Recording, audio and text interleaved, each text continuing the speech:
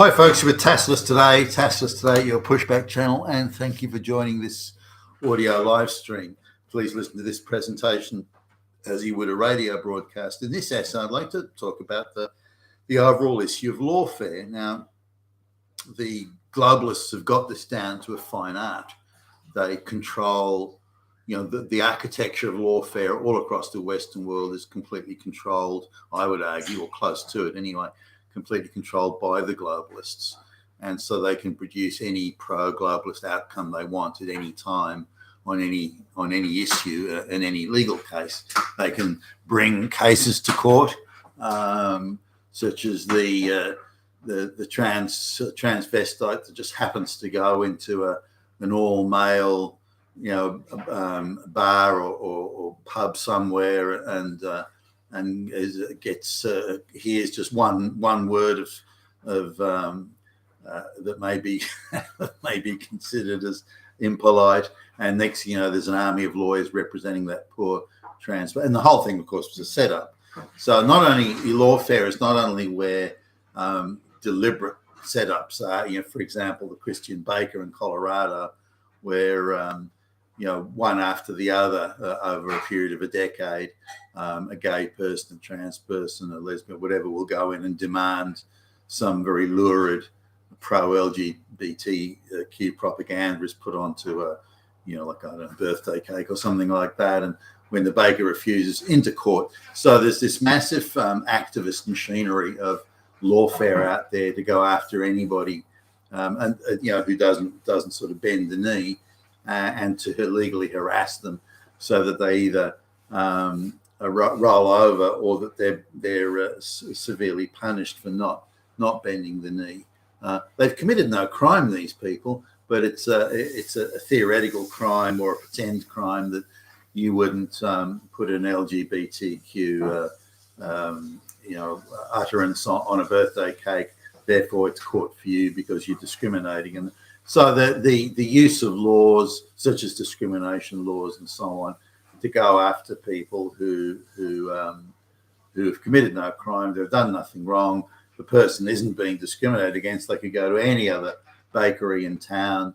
They could buy a cake there, just not one inscribed. So they're the ones that are actively and aggressively looking for trouble, looking for confrontation, just so they can bring the case to court.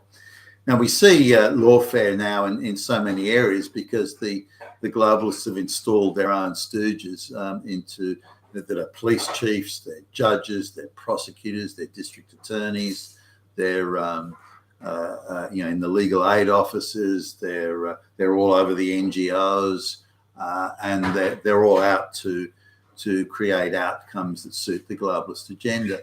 Recently there was a case, I think it was in the United States, where a woman, a trailer park sort of woman of probably an IQ of 80, decided to do a backyard abortion, and so was arrested for this. But the free legal aid and the lawyers coming to the rescue to make sure that her crime was declared a non-crime, and that she was released on a technicality of getting bad legal advice and this sort of stuff. So we see this all over Britain. For example, if a black person or a Muslim commits a crime, the government is out, immediately, as are the police, as are the legal sort of industry, are out onto in the public airwaves quickly. Don't speculate on the race, don't speculate on the motivation, which is code speak for don't speculate on the religion. And if you do that, we'll put you in prison, for goodness sakes, because we say your intent was to be evil. Now, on the other side of the coin, that they use this argument to protect their own and to prevent precedents that look bad for the globalists by saying, well, the woman who did the backyard abortion, she didn't intend. It wasn't her intention to do something bad. But the person that protests against mass migration intended to be Hitler. And of course, all you need is an activist judge, and straight away that person is thrown in prison. Now, the number of activist judges that have been appointed all across the Western world is you can only say it is remarkable. Just about every harebrained, low IQ activist that they can put their hands on is being given a job as a judge or a magistrate or something like that. So the idea of someone like a legal scholar who is actually a constitutional lawyer of repute and accomplishment, no, you can't put someone like that in there. You must put a rabid activist in, because we're trying to change the world, and you can only do that by subverting the law and infecting the law with the most absurd, idiotic ideology that has no relevance to facts and evidence. So, and I see this in Australia that judges who may be Christians or who believe in the law as in evidence and facts, they're being quietly got rid of. In fact, they're being encouraged to leave. Now, for those legal scholars that are considered to be eminent in their field of law, it is astonishing how many of them will get an assistant or maybe an intern or someone like that who comes and says, he tried to rape me, he inappropriately grabbed my ass, and this sort of stuff. So, and this seems to be odd, that this seems to pretty much only happen, or pretty much only, nearly always happen, only to judges who would be evidence and facts-based judges. The most rabid activist judge who's into ideology and you oppose mass migration, you Hitler, and those sort of people.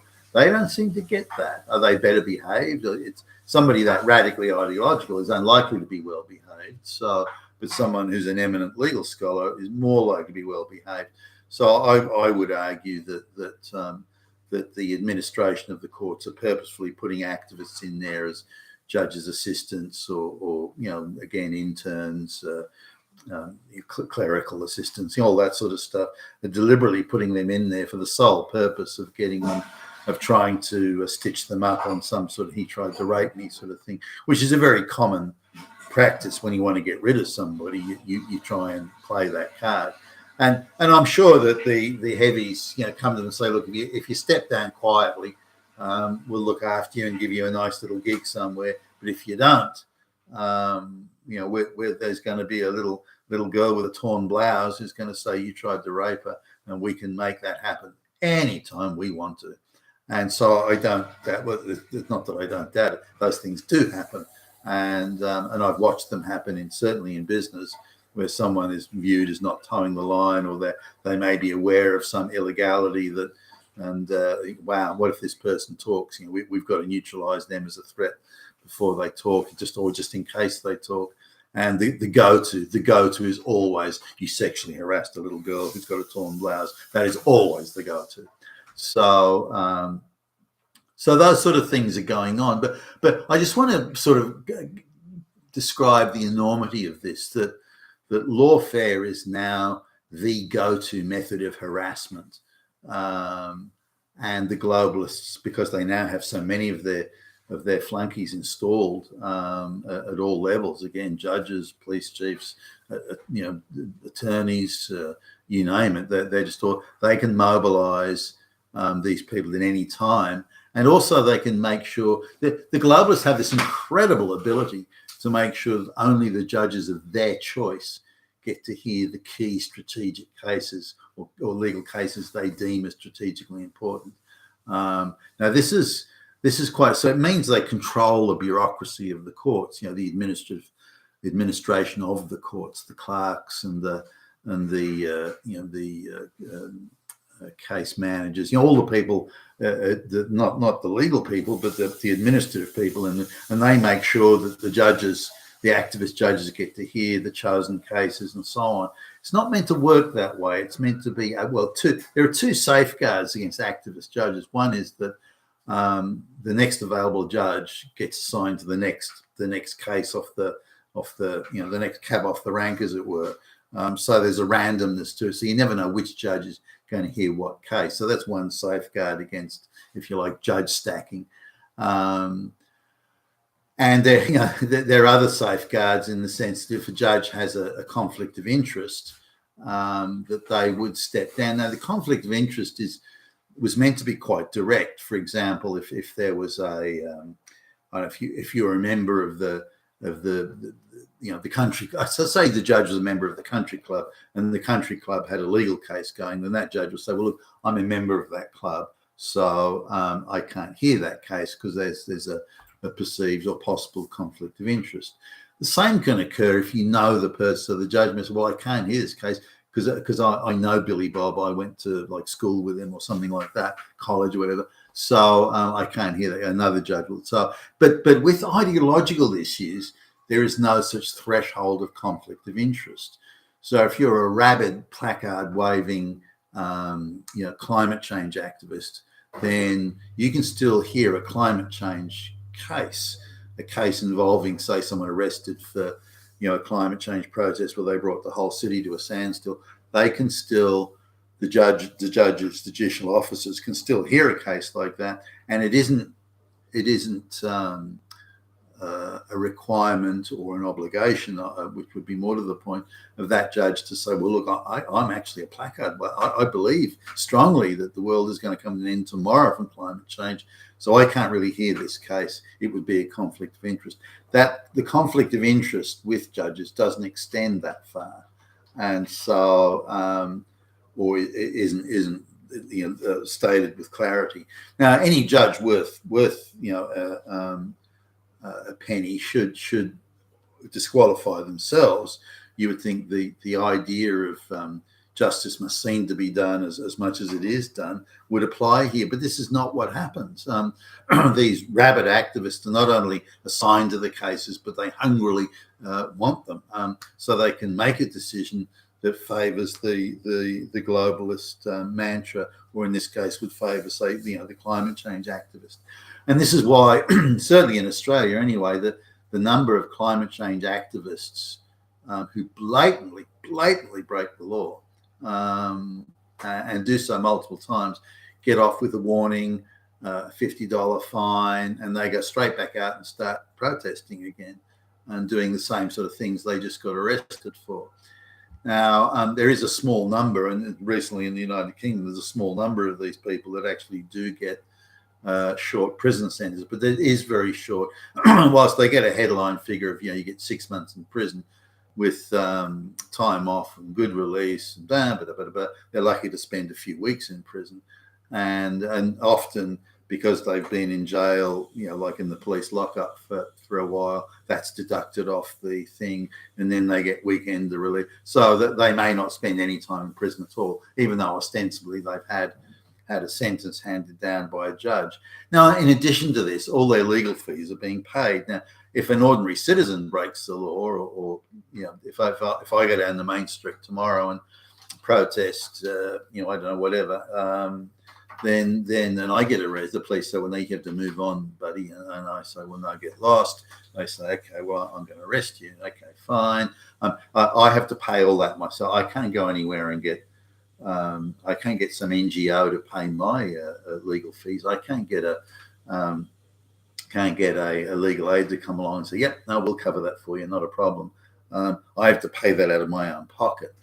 So this is a huge leveler. This is a huge disincentive. If those people that were doing the protests all had to pay their own legal fees, find a lawyer, and all that sort of stuff, they wouldn't do it. They'd be bankrupted straight away. They would acquire student debt levels of additional debt, which they would spend. They could be 50 years old and still not pay it all off.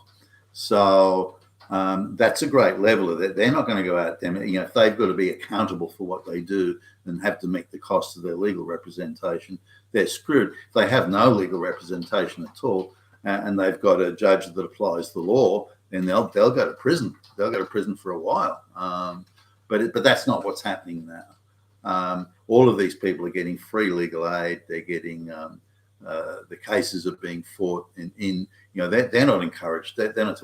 Their NGO funded lawyers aren't saying, well, you just say you're guilty. With the January 6th type things, with the recent protests in Britain, the legal aid lawyers or lawyers that were appointed are in fact agents of the state, and they're telling these people, just plead guilty. And so they're getting 1 or 2 or 3 years in prison just for saying they disagree with mass migration. Or something. Are you kidding me? Whereas, these climate change activists can bring the whole city to a standstill and they get a $50 fine and all their legal costs are covered. So we've got lawfare activism coming in at all directions here, that the lawbreakers and the the people causing societal disruption are getting free legal support and free legal aid. All their bills are being paid for. Even in cases where, in one case where the people came from interstate and they had to travel 1,000 kilometres to come to where they'd been where they'd engaged in the illegal behaviour. This is again a climate change thing, and all their travel costs, accommodation costs, their food, everything was paid for by various NGOs, including their legal fees, of course. So they were able to walk away without any problems at all. The activist judge was appointed that didn't fine them or didn't put them in prison. If they had been fined, the NGOs would have paid it. So this is the levels. There's lawfare at multiple levels, three-dimensional. And if you look at the lawfare plans in case, in expectation of Donald Trump winning the presidential election, there is an army, a gaggle, a conga line, a long conga line at that, of lawyers there to do nothing but lawfare harassment. And now I hope Trump's prepared for this. First time around he wasn't, and his Attorney General at the time, Jeff Sessions, was caught completely flat-footed on this, and the lawfare machine just steamrolled over the top of him. He was barely able to function. So the Trump team needs to understand, and anyone who's is onto the globalist game needs to understand they will stack the deck. They will rig it at every turn, and there needs to be, I believe, laws that ensure that activist judges cannot hear cases that are consistent with their activism. For example, radical LGBTQ activists are assigned to hear cases where a trans person wants to say they were slurred by somebody and the matter is taken to court. Now, the fact that it even gets to court, the whole thing was a setup. That person was sent to go in so they could be offended. Then there was the lawfare machine was already behind them, setting it up, coordinating with them, and so on. Now, a real judge was, hey, I'm not going to hear this case. You guys set this whole thing up. Stop wasting my time. And by the way, you lawyers are going to be struck off the record because you conspired with someone to try and get this case ginned up just so you could drag it into court, just so you could have your little bullshit precedent here. So you guys are struck off the record. That we need to treat law like that. Law is facts and evidence, and where someone has a genuine grievance. Not some total setup where a trans person is told, you go into that bar over there, just walk around a few times, wait till you say you overheard something, that we'll do the rest. We'll take it into court. We'll do all the paperwork. We'll pay all the fees, and and this sort of setup lawfare, rigged lawfare, is something that the Trump administration needs to really fight back against, because it's how the globalists are able to get their edge. Through this lawfare, through this stacking, and it needs to be gone through, I think, a fine-tooth comb and stopped. Without this, the globalists have very, very little power, or much less power than they currently have, and they see lawfare as critical to their success in implementing the globalist project. And you can see how insanely bent out of shape they got over Trump appointing the three judges to the Supreme Court of the United States. They had it that Hillary was going to be in there, and they'd appoint all these activists so that they'd have wall-to-wall, top-to-bottom activist judges hearing every case. But instead now they've got a Supreme Court that, at least in a majority, will make decisions most of the time based on the law and based on the Constitution, which drives them insane with annoyance. So they are terrified of facts, terrified of the law, terrified of objectivity, terrified of the Constitution. And because that's their kryptonite, what we need to do and what Trump needs to do, and I believe all across the Western world needs to do, is to return law to absolute objectivity and facts and evidence. And that, if that can be done, that alone will be enough to defeat the globalists. You've been fantastic today, your Pushback channel. Thank you for listening. So I guess what's the top trending